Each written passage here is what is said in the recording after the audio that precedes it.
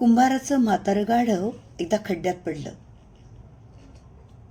आता गाढव म्हातारं झालं तसं ते निकामी आहे, त्याचा काही उपयोग नाही आहे असा विचार करून गाढवाच्या मालकानी त्या गाढवाला खड्ड्यातच गाडायचं ठरवलं. त्याने आजूबाजूची माणसं गोळा केली आणि सगळ्यांनी त्या गाढवाला कोसत, म्हणजे गाढवाबद्दल काय आता म्हणजे निरुपयोगी आहे अशा पद्धतीचं बोलणं करत ते गाढवावरती घमेल्यांनी माती टाकत गेले. खड्डा बुजवायचा होता.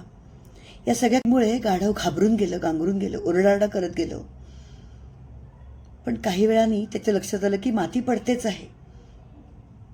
मग मात्र ते उठून उभं राहिलं. अंगावरची माती झटकून ते उभं राहिलं. मातीचा जसा ढिगारा निर्माण होत गेला तसं तसं अंगावरची माती झटकत ते गाढव ढिगाऱ्यावर उभं राहत गेलं. माती पडायची असं बराच वेळ घडत गेलं. काही काळानंतर खड्डा भरला आणि गाढव सहजपणे खड्ड्याच्या बाहेर उडी मारून चालायला लागलं. असंच असतं. आपली कार्यक्षमता आपण आजमावली पाहिजे आणि घडणाऱ्या गोष्टींच्या बाबतीत दुर्लक्ष करून आपण आपल्या कामावर फोकस ठेवला तर आपल्याला यश निश्चित मिळतं.